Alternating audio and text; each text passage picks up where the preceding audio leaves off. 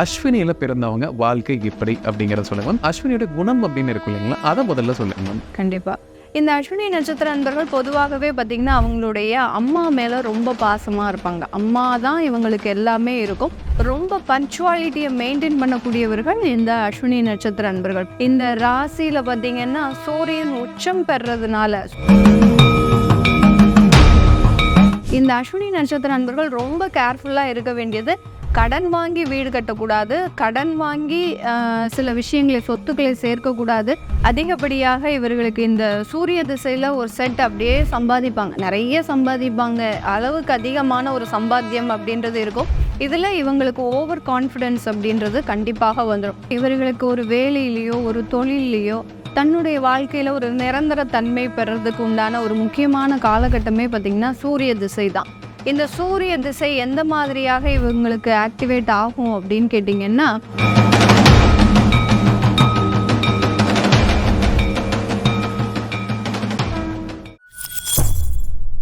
பக்தி பிளஸ் நேரில் இருக்கும் வணக்கம். இன்று நம்மோட எனது பேர் ஆஸ்ட்ரோ பூர்ணா மேம் அவர்கள். வணக்கம் மேம். வணக்கம் சார்.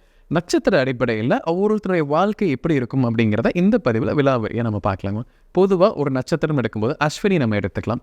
அஸ்வினியில் பிறந்தவங்க வாழ்க்கை எப்படி அப்படிங்கிறத சொல்லுங்க மேம். அஸ்வினியோட குணம் அப்படின்னு இருக்கும் இல்லைங்களா, அதை முதல்ல சொல்லுங்க மேம். கண்டிப்பாக அஸ்வினி நட்சத்திரம் அப்படின்னு எடுத்துக்கிட்டாலே காலபுருஷனுக்கு முதல் ராசியில் இருக்கக்கூடிய முதல் நட்சத்திரம். இந்த 27 நட்சத்திரங்களில் முதன்மையான ஒரு நட்சத்திரம் தான் இந்த அஸ்வினி நட்சத்திரம். இந்த அஸ்வினி நட்சத்திரம் அப்படின்னு சொல்லும்போது இது கேதுவினுடைய நட்சத்திரம். கேது எப்படி நம்ம லைஃப்பில் ஏதாவது ஒரு விஷயங்கள் ஸ்டார்ட் பண்ணும்போது பிள்ளையாரை வணங்கி விநாயகரை வணங்கி நம்ம தொடங்குகிறோமோ, அதே மாதிரி தான் இந்த கிரகங்களின் அடிப்படையில் கேதுன்றது விநாயகரை குறிக்கக்கூடிய ஒரு கிரகம்தான். இந்த விநாயகரை சம்பந்தப்படுத்தப்பட்ட இந்த கேது அப்படின்றது இந்த அஸ்வினி நட்சத்திர அன்பர்களுக்கு இந்த திசையாக மாறும். இந்த அஸ்வினி நட்சத்திர அன்பர்கள் பிறப்பிலேயே பார்த்திங்கன்னா ரொம்ப ஒரு தெய்வீக குணம் அப்படின்றது அதிகப்படியாக இருக்கும். ரொம்ப பொலைட்டாக இருப்பாங்க. இவங்களுக்கு கோபம், அதாவது மேஷ ராசிக்கு அதிபதி செவ்வாய் அப்படின்னு இருந்தால் கூட இந்த அஸ்வினி நட்சத்திர அன்பர்கள் கோபத்தில் கொஞ்சம் அடக்கி வாசிக்கக்கூடிய ஒரு நபர்களாக தான் இருப்பாங்க. எப்போதுமே எந்த இடத்துல கோபப்படணும், எந்த இடத்துல பேசணும் அப்படின்ற மாதிரியான சில விஷயங்களை ஆராய்ந்து செய்பவர்கள் நம்ம அஸ்வினி நட்சத்திர அன்பர்கள். இந்த அஸ்வினி நட்சத்திர அன்பர்கள் பொதுவாகவே பார்த்திங்கன்னா அவங்களுடைய அம்மா மேலே ரொம்ப பாசமாக இருப்பாங்க. அம்மா தான் இவங்களுக்கு எல்லாமே இருக்கும்.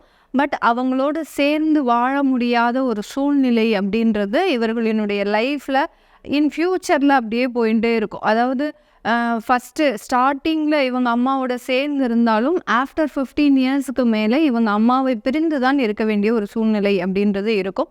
அந்த மாதிரியாக இவர்களுக்கு இந்த அஸ்வினி நட்சத்திர அன்பர்களுக்கு தன்னுடைய வேலையிலையும் ரொம்ப பொறுப்போடு இருக்கக்கூடிய ஒரு நபர்களாக தான் இருப்பாங்க. இவங்கள மாதிரியான ஒரு பஞ்சுவாலிட்டி, ஏன்னா இந்த ராசியில் பார்த்திங்கன்னா சூரியன் உச்சம் பெறதுனால, சூரியன் உச்சம் பெற்று சனி நீச்சம் அடைகிறதுனால ரொம்ப பஞ்சுவாலிட்டியை மெயின்டைன் பண்ணக்கூடியவர்கள் இந்த அஸ்வினி நட்சத்திர அன்பர்கள். பஞ்சுவாலிட்டினா கரெக்டாக இந்த டயத்துக்கு நம்ம வரணும் அப்படின்னா அந்த டயத்துக்கு வருவாங்க.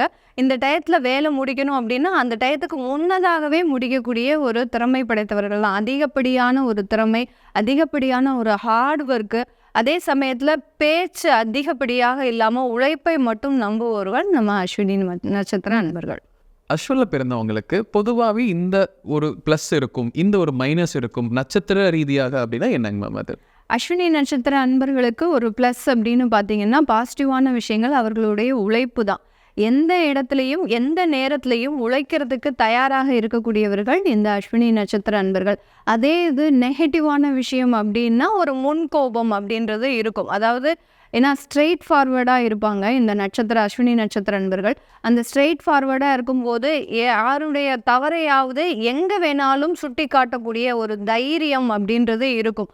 அது ஒரு பொது இடமாக இருந்தாலும் சரி, ஒரு 4 பேர் உறவுகள் கூடக்கூடிய ஒரு இடமாக இருந்தாலும் சரி, யாராவது ஒருத்தர் அங்கே தப்பு செஞ்சுருக்கிறாங்க அப்படின்னா அவர்களை சுட்டி காட்டி இவர்களினுடைய முன்கோபத்தை அங்கே காமிச்சு இவங்க தான் கெட்ட பேர் வாங்கிப்பாங்களே ஒழிய அந்த இடத்துல இவர்களுக்கு நல்ல பெயர் அப்படின்றது இருக்காது. அதனால இவர்களுக்கு அந்த உறவுகள் மத்தியில் எப்போதுமே ஒரு அவப்பெயர், இவங்களை எப்போதுமே ஒதுக்கி வச்சுருவாங்க. இதுதான் இவங்களுக்கு இருக்கக்கூடிய லைஃப்பில் இருக்கக்கூடிய ஒரு மைனஸ் பாயிண்டாக இருக்கும். மற்றபடி ப்ளஸ் பார்த்திங்கன்னா அதிகப்படியான ஒரு உழைப்பு, ஒரு நேர்மை, ஒரு நேரம் தவறாமை, அடுத்து பார்த்திங்கன்னா நல்ல ஒரு குடும்பத்தை ஒரு ஆதரவாக எடுத்துட்டு போகக்கூடிய ஒரு அமைப்பு அப்படின்றது இந்த அஸ்வினி நட்சத்திர அன்பர்களுக்கு இருக்கும்.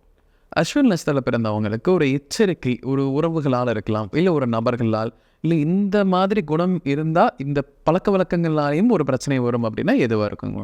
அஸ்வினி நட்சத்திர அன்பர்களுக்கு எச்சரிக்கை அப்படின்னு நம்ம சொல்லும்போது இது கேதுவனுடைய நட்சத்திரம். கேது அப்படின்னு சொன்னோம்னாலே கடன் சம்பந்தப்பட்ட விஷயங்களை கொடுக்கக்கூடிய ஒரு நட்சத்திரம். அப்படி இருக்கும்போது இந்த நட்சத்திர அன்பர்கள் தன்னுடைய லைஃப்பில் ஒரு 35 அண்ட் அபோவ் அப்படின்ற மாதிரியான ஒரு வயசுக்கு போகும்போது கடன் வாங்கக்கூடிய சில விஷயங்கள்ல ரொம்ப கேர்ஃபுல்லாக இருக்கணும். ஏன்னா இவர்கள் உழைக்கிறதுக்கு தயாராக இருக்கிறதுனால அந்த கடனை பற்றி அஞ்ச மாட்டாங்க. நம்ம உழைக்க போகிறோம், நம்மளுக்கு வருமானம் வரப்போகுது, நம்ம அதை அடைக்க போகிறோம் அப்படின்ற மாதிரியான ஒரு தன்னம்பிக்கை ஜாஸ்தியாக இருக்கிறதுனால இந்த கிரெடிட் கார்டு சம்மந்தப்பட்ட விஷயங்களில் நிறைய ஒரு ஈடுபடக்கூடிய ஒரு நபர்களாக இருப்பாங்க இந்த நட்சத்திர நண்பர்கள். அதனால் இந்த அஸ்வினி நட்சத்திர நண்பர்கள் ரொம்ப கேர்ஃபுல்லாக இருக்க வேண்டியது, கடன் வாங்கி வீடு கட்டக்கூடாது, கடன் வாங்கி சில விஷயங்களை சொத்துக்களை சேர்க்கக்கூடாது, கடன் வாங்கி தன்னுடைய உறவுகளை படிக்க வைக்கிறேன், தன்னுடைய சகோதரர்களை படிக்க வைக்கிறேன், அவங்களுடைய லைஃபுக்கு எல்லா விஷயங்களும் செய்கிறேன் அப்படின்னு செஞ்சாங்க அப்படின்னா இதனால மிகப்பெரிய ஆபத்துகள். ஏன்னா உறவுகள் இந்த கடனை அடைக்கிறதுக்கு இவங்களோட ட்ராவல் பண்ணவே மாட்டாங்க. இவங்க தான் தனிப்பட்ட முறையில் இருந்து செயல்படுத்தணும். அதனால இந்த கடன் பிரச்சனையில் ரொம்ப கேர்ஃபுல்லாக இருக்கணும். ஒரு குழந்தை பிறந்தாலே ஒரு வீட்டுக்கு யோகம்னு சொல்லணும். ஸோ இப்போ இந்த மாதிரி அஸ்வினியில் ஒரு குழந்தை ஒரு வீட்டில் பிறக்குதுன்னா அவங்கள சுற்றி இருக்கவங்களுக்கு எப்படிப்பட்ட யோகம் கிடைக்கும்? அஸ்வினி நட்சத்திரத்தில் ஒரு குழந்தை பிறக்குது அப்படின்னா இது முழுக்க முழுக்க முன்னோர்களின் ஆசீர்வாதம் பெற்ற ஒரு குழந்தையாக இருக்கும். இந்த குழந்தை பிறந்த உடனேயே பார்த்திங்கன்னா வீட்டில் ஒரு சுப காரியங்கள் அதிகப்படியாக நடக்கக்கூடிய ஒரு அமைப்பு அப்படின்றது இருக்கும். முன்னோர்களின் ஆசீர்வாதமும் தெய்வ ஆசீர்வாதமும் இருக்கக்கூடிய ஒரு தெய்வ குழந்தைன்னு சொல்லுவாங்க இல்லையா, அந்த மாதிரியாக தெய்வ ஆசீர்வாதமும் இருக்கிறதுனால அந்த வீட்டில் இருக்கக்கூடிய பொருளாதார சூழ்நிலைகள் படிப்படியாக உயரக்கூடிய ஒரு அமைப்பு அப்படின்றது இருக்கும். இவங்க தந்தைக்கு இந்த குழந்தை பிறந்தப்போ நிறைய கடனில் இருக்கிறாரு அப்படின்னு வச்சுக்கிட்டோம் அப்படின்னா இந்த குழந்தை வளர வளர பார்த்திங்கன்னா அந்த தந்தை நல்ல ஒரு ஆடம்பர வாழ்க்கையை ஒரு நல்ல பொருளாதார ரீதியாக ஒரு முன்னேற்றம் அடையக்கூடிய ஒரு யோகமான ஒரு நட்சத்திரம் தான் இந்த அஸ்வினி நட்சத்திரம். அஸ்வின் நட்சத்திரத்தில் பிறந்தவங்க அவங்களுடைய பள்ளி இல்லை கல்லூரி இந்த காலகட்டம் அப்படிங்கிறது எப்படி இருக்கும்? அவங்க எந்த மாதிரி துறை ரீதியாக தேர்ந்தெடுத்தால் அவங்களுக்கு கரெக்டாக இருக்கும் மேம்? இந்த அஸ்வினி நட்சத்திரத்தில் பிறந்தவர்கள் பார்த்திங்கன்னா மாணவ பருவங்களாக இருக்கிறாங்க அப்படின்னா ரொம்ப அளவுக்கு அதிகமான ஒரு சேட்டை அப்படின்றது இருக்கும். ஏன்னா இவர்களுக்கு அந்த நேரத்தில் பார்த்திங்கன்னா சுக்கிர திசை அப்படின்றது வந்துடும். முதல்ல பிறந்த உடனே ஒரு 7 வருஷம் கேது திசை, அதுக்கப்புறம் 7 வருஷம் கழித்து உங்களுக்கு சுக்கிர திசை. இது எல்லாமே பள்ளி பருவம், கல்லூரி பருவம், இந்த மாதிரியான இளம் வயதை சார்ந்தவர்கள் இருக்கிறதுனால ரொம்ப அளவுக்கு அதிகமான யார் சொல் பேச்சும் கேட்க மாட்டாங்க. ஏன்னா இவர்களுக்கு ஒரு நல்ல ஒரு தன்னம்பிக்கை, தைரியம், தன்னால் எதுவுமே செய்ய முடியும் அப்படின்றது இருக்கிறதுனால இந்த காலகட்டம் கொஞ்சம் அடங்காத ஒரு நபராக தான் இந்த அஸ்வினி நட்சத்திர அன்பர்கள் இருப்பாங்க, மாணவர்கள்.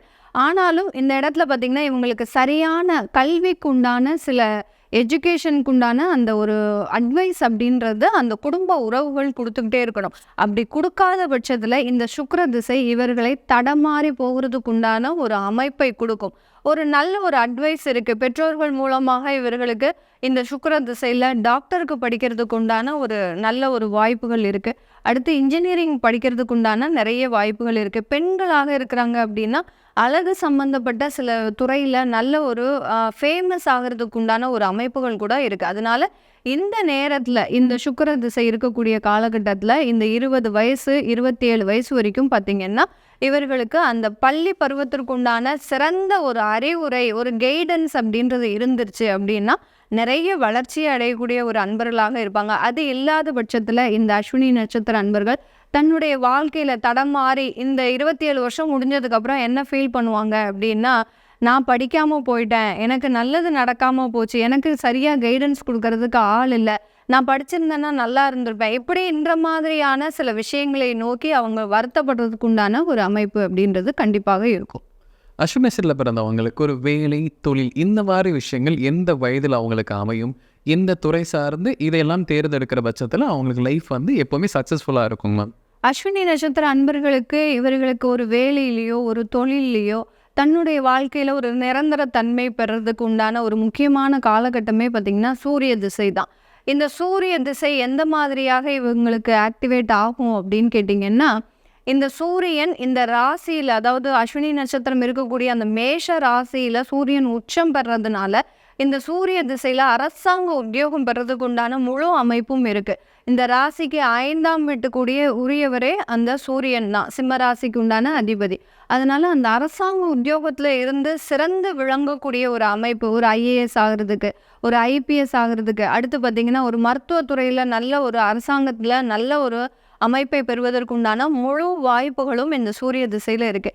இஃப் சப்போஸ் இவங்க இந்த காலகட்டத்தில் ஒரு பிஸ்னஸ் சம்மந்தப்பட்ட ஒரு சில விஷயங்களை எடுக்கிறாங்க கையில் அப்படின்னா, இந்த சூரிய திசை ஆகப்பட்டது 6 வருடங்கள் தான் இருக்கும். இந்த 6 வருடத்தில் ரொம்ப அதிகப்படியான வளர்ச்சியை அனுபவிச்சிருவாங்க. இந்த தொழில் ரீதியாக இவங்க உள்ள என்ட்ரி ஆகும்போது இந்த 6 வருடத்தில் அபரிமிதமான ஒரு லாபத்தை சம்பாதித்து அபரிமிதமான ஒரு லைஃப்பை செட்டில் ஆகக்கூடிய அளவிற்கு இந்த காலகட்டம், இந்த சூரிய திசை மிக சிறப்பான ஒரு அமைப்புகளை கொடுக்கும்.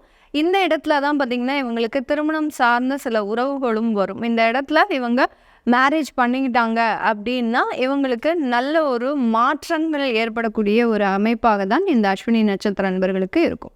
அஸ்வினியில் பிறந்தவங்களுக்கு திருமணம் அமைகிறதுக்குமே இந்த காலகட்டம் கரெக்டாக இருக்குன்னு சொல்லி மேம். ஸோ திருமண யோகம் அப்படிங்கிறது எந்த காலகட்டம் வரை இருக்குது, எதுக்குள்ளே திருமணம் செஞ்சுக்கணும், திருமணம்ங்கிறது யாருக்கிட்ட ஏதாவது எந்த மாதிரி நபரை திருமணம் செய்தால் எல்லாமே ஸ்மூத்தாக இருக்கும் அப்படிங்கிறத சொல்லுங்க மேம். அஸ்வினி நட்சத்திர அன்பர்கள் இளம் வயதில் அந்த திருமணத்தை நம்ம பண்ணிக்கிட்டோம் அப்படின்னா நல்லா இருக்கும் இவர்களுக்கு. அந்த சூரிய திசை காலகட்டத்தில் பண்ணிக்கிட்டீங்க அப்படின்னா ஒரு நல்ல ஒரு வாழ்க்கை அமைகிறதுக்கு உண்டான ஒரு அமைப்புகள் இருக்கும். இவர்கள் மேக்சிமம் பார்த்திங்கன்னா எந்த நட்சத்திரத்தை திருமணம் பண்ணினா நல்லா இருப்பாங்க அப்படின்னு கேட்டிங்கன்னா, சித்திரை நட்சத்திர அன்பர்கள், அடுத்து பார்த்திங்கன்னா இந்த புனர்பூசம் நட்சத்திர அன்பர்கள், இந்த மாதிரி பூசம் நட்சத்திர அன்பர்கள், இந்த நட்சத்திரத்தை எல்லாம் இவங்க திருமணம் பண்ணினாங்க அப்படின்னா நிறைய ஒரு லைஃப்பில் ஒரு எனர்ஜெட்டிக்கான ஒரு விஷயங்களை செய்கிறதுக்கு உண்டான ஒரு அமைப்புகள் இருக்கும். 2 பேருமே ஒரு கோஆப்ரேஷனாக இருந்து, கணவன் மனைவி 2 பேருமே இருந்து வாழ்க்கையில் நிறைய சாதிக்க வேண்டிய விஷயங்கள் அவங்களே அவங்களோட, அதாவது ஒரு பிஸ்னஸ் பண்ணும்போதோ இல்லை வேலை செய்யக்கூடிய ஒரு மனைவியாகவோ நல்ல சொத்துக்களை சேர்க்கக்கூடிய ஒரு கணவனாகவோ இருக்கக்கூடிய ஒரு அமைப்புன்றது இந்த நட்சத்திர அன்பர்களெல்லாம் நீங்கள் தேர்ந்தெடுத்து பண்ணும்போது ஒரு நல்ல ஒரு மாற்றத்தை இவர்கள் இந்த அஸ்வினி நட்சத்திர அன்பர்கள் பெற முடியும். அஸ்வினஸில் பிறந்தவங்களுக்கு குழந்தை பாக்கியம், இந்த குடும்ப வாழ்க்கை இதெல்லாம் எப்படி இருக்குங்க மேம்? இந்த அஸ்வினி நட்சத்திரத்தில் பிறந்தவர்கள் பார்த்திங்கன்னா குழந்தை பாக்கியம் அப்படின்றது கொஞ்சம் தடைபடக்கூடிய ஒரு அமைப்பு. ஏன்னா இவர்களுக்கு பொதுவாக அவர்களினுடைய திருமண வாழ்க்கையில் தாம்பத்தியம் அப்படின்றது கொஞ்சம் பாதிக்கப்படக்கூடிய அமைப்பு. பெரிய அளவுக்கு இவங்களுக்கு அந்த உறவுகளோட மிங்கிள் ஆகக்கூடிய ஒரு அமைப்பு கிடையாது. ஏன்னா கேதுவினுடைய நட்சத்திரம்ன்றதுனால அதிகப்படியாக ஆன்மீகம், அதிகப்படியாக உழைப்பு, பிஸ்னஸ், வேலை இதுலேயே கான்சென்ட்ரேட் பண்ணுவாங்களே ஒழிய அந்த குடும்ப உறவுகளில் பெரிய அளவுக்கு இவங்க அக்கறை காட்ட மாட்டாங்க. அதனால திருமணம் முடிஞ்ச உடனேயே எந்த விதமான பிளானும் பண்ணாமல் நம்ம லைஃப்பில் செட்டில் ஆனதுக்கப்புறம் குழந்தைய பெற்றுக்கலாம், நம்ம ஒரு நல்ல வீடு வாகனம்லாம் வாங்கினதுக்கப்புறம் குழந்தைய பெற்றுக்கலாம், இந்த மாதிரியாக பிளான் பண்ணினாங்க அப்படின்னா அந்த குழந்தை பிறப்பில் மிகப்பெரிய அளவுக்கு சிக்கல்கள் அப்படின்றது கண்டிப்பாக இருக்கும். அது இல்லாமல் நார்மலாக திருமணம் ஆனவுடனே குழந்தை பிறப்பு அப்படின்னு இருந்துருச்சு அப்படின்னா அந்த குழந்தை பிறந்ததுக்கப்புறம் இவர்கள் பொருளாதார ரீதியாக எப்படி இவங்க பிறந்ததுக்கப்புறம் இவர்களினுடைய தந்தைக்கே நல்ல ஒரு பொருளாதார வளர்ச்சி இருக்குமோ அதே மாதிரி இவர்களுக்கு ஒரு குழந்தை பிறந்ததுக்கப்புறம் பொருளாதார ரீதியாக நிறைய ஒரு வளர்ச்சிகளை அடையக்கூடிய ஒரு அமைப்புன்றது இந்த அஸ்வினி நட்சத்திர அன்பர்களுக்கு இருக்குது. அஸ்வினில் பிறந்தவங்களுக்கு ஒரு பண வரவு, பண சேர்க்கை, இல்லை சொத்து சேர்க்கை இதெல்லாம் எந்த வயதில் எந்த காலகட்டத்தில் அவங்களுக்கு அமையும் மேம்? இந்த அஸ்வினி நட்சத்திர அன்பர்களுக்கு பண வரவு அப்படின்னு கேட்டிங்கன்னா அதிகப்படியாக இவர்களுக்கு இந்த சூரிய திசையில் ஒரு செட் அப்படியே சம்பாதிப்பாங்க, நிறைய சம்பாதிப்பாங்க, அளவுக்கு அதிகமான ஒரு சம்பாத்தியம் அப்படின்றது இருக்கும். இதில் இவங்களுக்கு ஓவர் கான்ஃபிடென்ஸ் அப்படின்றது கண்டிப்பாக வந்துடும். நம்மளால் எதையுமே சாதிக்க முடியும், நல்ல வருமானம் பார்க்க முடியும், இன்னுமே நம்ம லைஃப்பில் எந்த விதமான ஒரு தொந்தரவும் இருக்காது அப்படின்ற மாதிரியான ஒரு பாசிட்டிவான ஒரு டயத்துக்கு வரும்போது கரெக்டாக அந்த சந்திர திசை வரும். அந்த சந்திர திசை 10 வருடங்களுக்கு இருக்கிறதுனால இவர்கள் சந்திக்காத துயரங்களே இருக்காது. எப்படி ஒரு நபருக்கு கேது திசை மிகப்பெரிய ஒரு தொந்தரவுகளை கொடுக்குமோ அதே மாதிரி இந்த அஸ்வினி நட்சத்திர அன்பர்களுக்கு இந்த சந்திர திசை 10 வருடங்கள் மிகப்பெரிய ஒரு தொழில் இழப்புகள், வேலை இழப்புகள், பொருளாதார ரீதியாக கஷ்டங்கள் இது எல்லாத்தையுமே கொடுக்கக்கூடிய ஒரு திசாபுத்தியாக தான் இருக்கும். இந்த சந்திர திசை முடிஞ்சதுக்கு அப்புறம் இந்த செவ்வாய் திசையில் தான் இவங்க மறுபடியும் ஃபர்ஸ்ட்லேருந்து ஸ்க்ராட்ச்லேருந்து ஆரம்பிப்பாங்க.